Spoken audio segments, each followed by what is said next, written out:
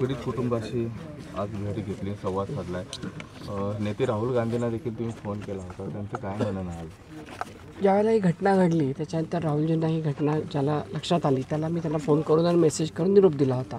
त्यांचं उत्तर आलं मला आणि त्याच्यावर ते म्हणाले की म्हणे कसं झालं, सगळी माहिती त्यांनी पूर्णपणे घेतली. मला वाटतं काल आमच्या भगिनीसुद्धा एक येऊन गेल्या आणि तिथे आणि ती सर्व माहिती दिल्यानंतर ते म्हणले मला सर्व सविस्तर कळवा तुम्ही.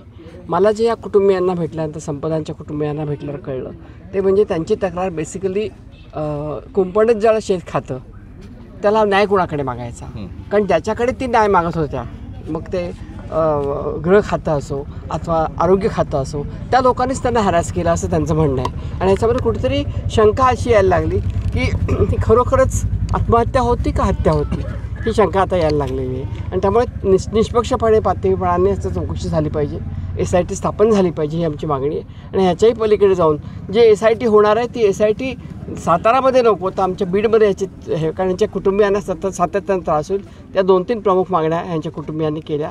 अतिशय दुःख झालं की एक तरुण मुलगी जी आता आयुष्य उभं राहत होतं आणि एवढ्या छोट्या गावामधून येऊन ही डॉक्टरसारखी उच्च विद्याविभूषित झाली होती आणि MD ला तिला ॲडमिशन मिळाली होती. अशा मुलीला स्वतः हा मार्ग स्वीकारावा लागला किंवा तिला करायचं वेळ आली तर मला असं वाटतं की कुठेतरी ह्याची चौकशी झाली पाहिजे.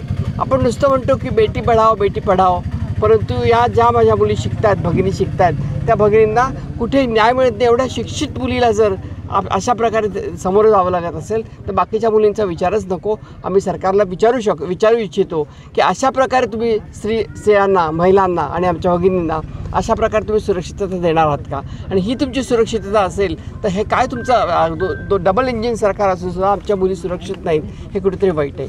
माननीय आदरणीय राहुल गांधी हे या संदर्भामध्ये लक्ष घालतील, त्याच्यामध्ये आम्हाला योग्य तो न्याय, कारण प्रत्येक वेळेला पीडितेच्या मागे उभं राहण्याचं काम कुठलेही पीडित असो या समाजामधला त्याचं काम राहुलजी गांधी यांनी केलेले अनेक वर्षामध्ये. आरोप होते किंवा ज्यांच्याकडून दबाव येतोय असा आरोप ताईने केला होता या आत्महत्या केलेल्या, त्याच पोलीस ठाण्याच्या उद्घाटनासाठी मुख्यमंत्री गेले होते आणि ज्या खासदाराच्या PAवर दबाव टाकल्याचा आरोप आहे त्यांना क्लीन चिट देऊन टाकली भाजप खासदाराच्या. काय सांगायला? मला असं वाटतं की अशा पद्धतीने व्हायला नको होतं. त्याचमुळे मी जे म्हणलं की अधिकाऱ्यांचं एक नेक्सस बनलं आहे का काय, जसं टोळ्या होतात तसं टोळ्या काही बनल्यात का काय अशी शंका येते. आणि अशा पद्धतीने झालं नाही पाहिजे. कुणालाही कुणीही पूर्ण चौकशी केल्याशिवाय असं क्लीन चिट देता कामा नये असं मला वाटतं. गृह खातं कुठं अपयशी ठरते का? कारण की काल तुमच्याच या ठिकाणी हे आलं होतं, राजीनाम्याची मागणी केली.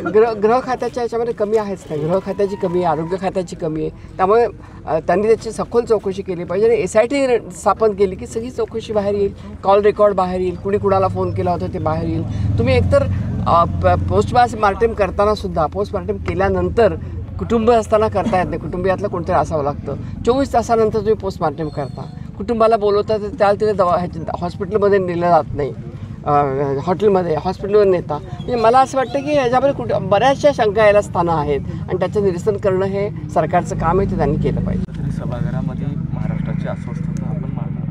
आम्ही राज्यसभेच्या सभागृहात मी निश्चितपणे हा विषय पहिल्यांदा गेला, कारण आमचं 15 तारखेपासून साधारण अधिवेशन सुरू होणार आहे. राज्यसभेमध्ये हा निश्चितपणे विषय मांडणार आणि आम्ही राहुलजींनाही विनंती करणार की लोकसभेमधनं मांडून विरोधी पक्षनेता म्हणून हा विषय उचलून धरला पाहिजे. कारण आमच्या बीड जिल्ह्यामध्ये अशा प्रकारच्या घटना वारंवार का घडतात ह्याचा कुठेतरी आपल्याला विचार केला पाहिजे. ओके.